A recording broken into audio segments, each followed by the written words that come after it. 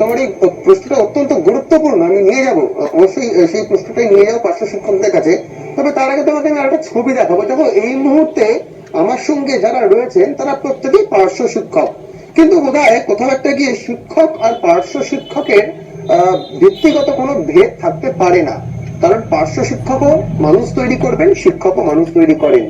এবং শুধুমাত্র এখানে যে কজন রয়েছেন তারা নন, এর পিছনে আরো অনেক পার্শ্ব শিক্ষক তারা কিন্তু এখানে অপেক্ষা করে রয়েছেন। তাদের অধিকার, তাদের যে দাবি, সেই দাবি যত দ্রুততার সঙ্গে সরকার মেনে নেবে সেই সময়, সেই দিনটার জন্য, সেই ঘন্টার জন্য প্রতিশ্রুতি মিলেছে, বাস্তবে রূপায়ণ হয়নি। এবং অবশ্যই কেন তাদের সঙ্গে এমন বঞ্চনা নিশ্চয়ই জানার চেষ্টা করবো, কথা বলবো। এখানে আমার সঙ্গে মধুমিতা দিয়ে রয়েছেন, তার সঙ্গে কথা বলবো। মধুমিতা দিয়ে, পার্শ্ব শিক্ষক আর শিক্ষক দুটোর ফারাক তো খুব বিশেষ কিছু নেই, সবাই তো মানুষ তৈরি করেন। তাহলে এই বঞ্চনা কেন? একটা অংশ তাদের বেতন বৃদ্ধি বা তাদের বেতন যা কাঠামো, আর অন্যদিকে দাঁড়িয়ে আরেকটা অংশের বেতন কাঠামোর এতটা ফারাক কেন হবে? এতটা ফারাক এক কথায় উত্তর দেবো যে এটা হচ্ছে সরকারের মানবিকতা বা মানসিকতার যে দৃষ্টিভঙ্গি, যেটা দিয়ে দেখা উচিত ছিল সেই দৃষ্টিভঙ্গির অভাব। সেই দৃষ্টিভঙ্গির অভাব থেকে হয়তো একটা সময় আমরা বলতে পারি যে এই পার্শ্ব শিক্ষকদের অ্যাপয়েন্টমেন্ট দিতে হয়েছিল এই রাজ্যে আমাদের সমগ্র শিক্ষা মিশন, আগে যেটা সর্বশিক্ষা মিশন ছিল, সেই প্রকল্পের মধ্যে এনে এবং সারা দেশের শিক্ষাকে বাঁচানোর জন্য কেন্দ্রীয় প্রকল্প হিসেবে এটাকে আনা হয়েছিল। সেই সময়ের যে অবস্থাটা ছিল সেই অবস্থার প্রেক্ষিতে হয়তো অস্থায়ীভাবে আমাদের পার্শ্ব শিক্ষকদের নিয়োগটা হয়েছিল। কিন্তু এখন তো অনেকগুলো দিন কেটে গেছে, আমরা তারপরে দেখেছি যে যে সমস্ত রাজ্যে পার্শ্ব শিক্ষক নিয়োগ হয়েছিল সেখানে বেশিরভাগ জায়গাতে এই শিক্ষকদের কিন্তু পূর্ণতা দেওয়া হয়েছে।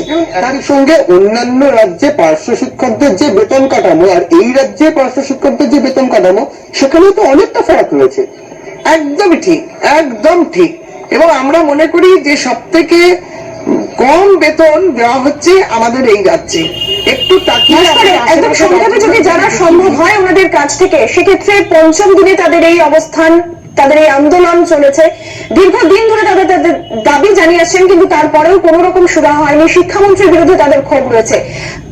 তোমার মাধ্যমে তারা মুখ্যমন্ত্রীর কাছে ঠিক কি জানাতে চাইছেন, একদম সংক্ষেপে যদি বলেন।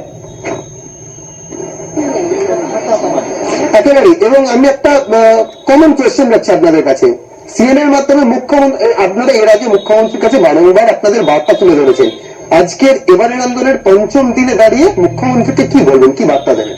আজকেই মুখ্যমন্ত্রীর কাছে চিঠি গেছে। আমরা মুখ্যমন্ত্রীকে বলেছি আলোচনার দুয়ার খোলা রাখুন। আপনার প্রতিশ্রুতি 2009 সালে এবং 2011 সালে আপনার ঘোষণা, তাকে কার্যকরী করার জন্য আমাদের সঙ্গে বসুন। কেন এই 10 বছরের মধ্যে আপনি আপনার ঘোষণাকে কার্যকরী করতে পারলেন না?